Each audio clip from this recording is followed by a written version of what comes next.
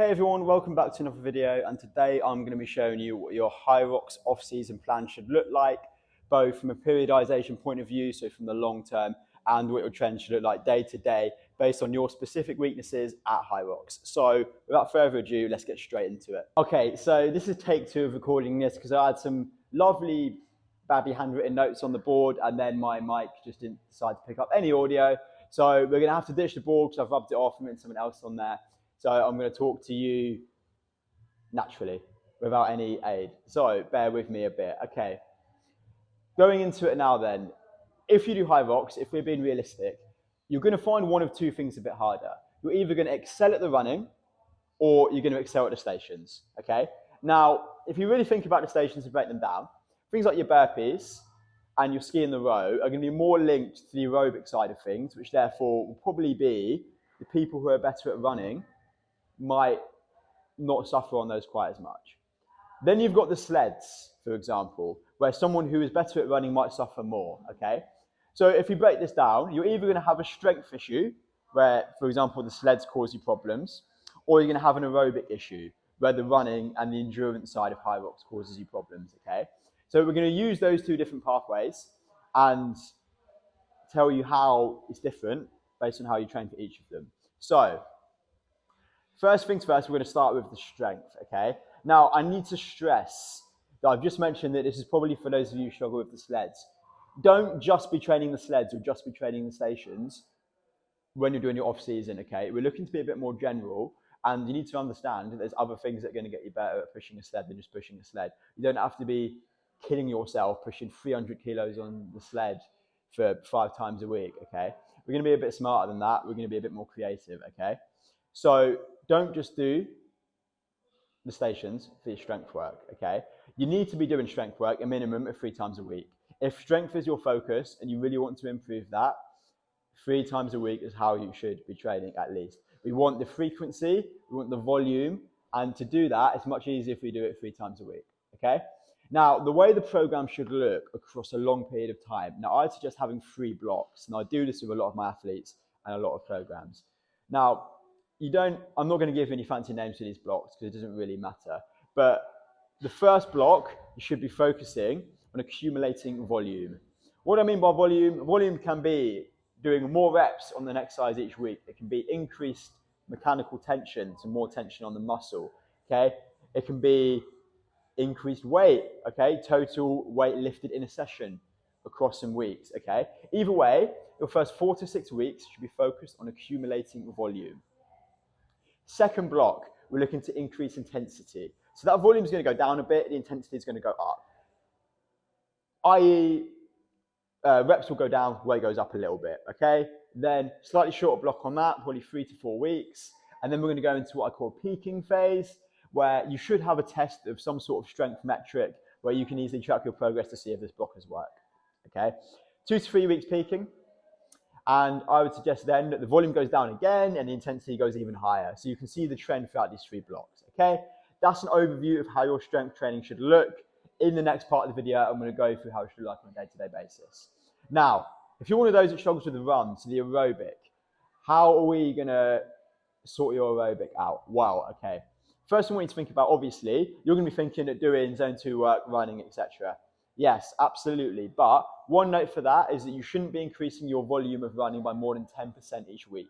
Now, the research that we know indicates that the biggest cause of injury is usually a new stimulus, which means more volume of running and more running you're used to. That's why if we don't increase it by more than 10% a week, we reduce the chance of that, and it keeps it nice and manageable, achievable. When we're achieving the volume, we're going to feel happier, more likely to keep doing it consistently, and then it's happy days, okay?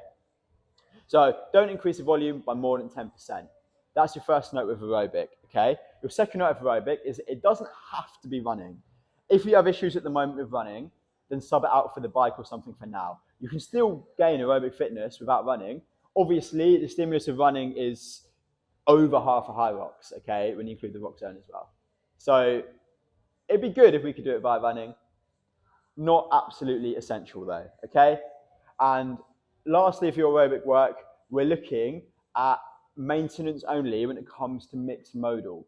So initially, mixed modal running or compromised running as people call it, is where we do workouts where we mimic the style of Hyrox. So whether that's a 500 meter run, 1,000 meter ski, 500 meter run, sled push, whatever, that's mixed modal. At the moment, at the start of your off season, you should be looking to maintain it, not just focusing on that purely. You need to build that aerobic base that we can then use and bring this into our specific Hyrox training. As I said, off season at the start is general. A, it's going to keep things a bit more varied for you and you might not get bored. And B, you're going to feel much better for it when you come through that specific work. Having a few weeks off, killing yourself doing endless Hyrox workouts is not going to kill you, okay? No matter what your brain might think, you need to take a step back sometimes, build the base, and then go from there, okay? There's two very quick overviews of how a training session might look or your training plan might look across the period of time you're doing it for, usually 12 weeks or so.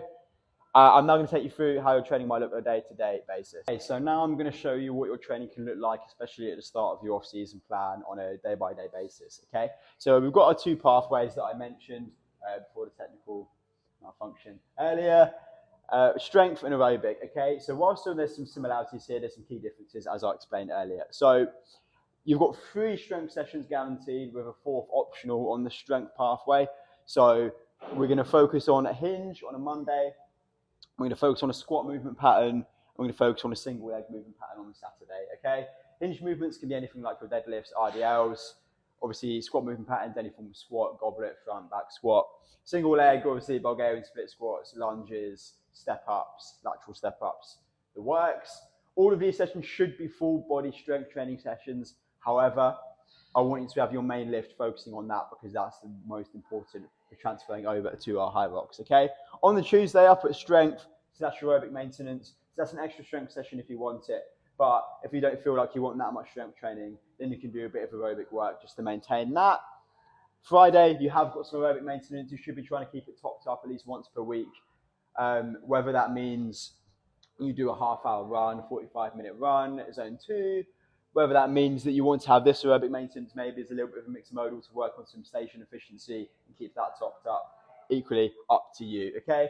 If you can't train 5 sessions a week, focus on the 3 strength and then cut out the others based on what you think you need. Secondly, we've got aerobic. Again, only 2 strength sessions this time.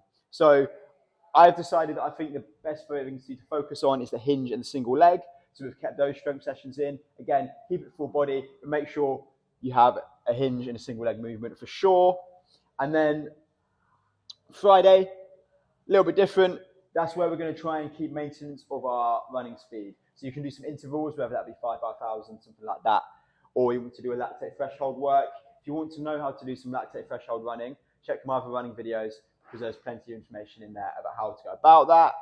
And then the main aerobic work, Monday, Saturday, LSR, long slow run. Bank these, get these in, okay? That's why I put it on a Monday, because you're getting in at the start of the week, banking that volume. Saturday, usually most people are free at the weekends, good time to train, get it in early in the morning, whatever, okay? With our long slow runs, these is where the 10% rule I mentioned is going to be really important because it's going to be a case of the volume going up by 10% each week. If you start half an hour, it'll be 33 minutes week 2, etc., okay? This will just stop us accumulating too much volume too quickly, but we are looking to get time on the feet here. And over a few weeks, these runs will end up being quite long, okay? Start at where you're comfortable. Half hour might be a really long time for you to run. And obviously don't start there. But for a lot of people who've done a few Hyroxes, half hour shouldn't be anything too difficult at all. So if you can start there and then accumulate it, or start at 40 minutes, whatever, an hour, whatever. Depends on how good you are at running or how accustomed you are to the volume is where you start. 10% increase each week, okay? As you can see, then we've got some differences here in the makeup of the week, but there are some focuses that are the same. It just goes to show how having a slightly different weakness can affect your training program. And then use the periodization techniques I mentioned earlier. Okay, so that is a very quick overview of how your off-season training for Hyrox could look. Now, without knowing you as an athlete, there's only so much detail I can go into, but this template should work for the majority of you. Obviously, I don't even need to plug it anymore. You know I'm here to help if you ever need any help with your Hyrox training. If there's any questions, then do let me know. It may be different to how other trainers you've seen go about things, but I come from the sporting background, and obviously Hyrox it's a self-proclaimed sport, but the way you should train for Hyrox is very similar to how you should train for a sport. So these are the ways I go about it. You have blocks where you focus on specific things, and then we can bring it all together close to the competition, okay? So I hope you enjoyed the video, and I look forward to seeing you in the next one.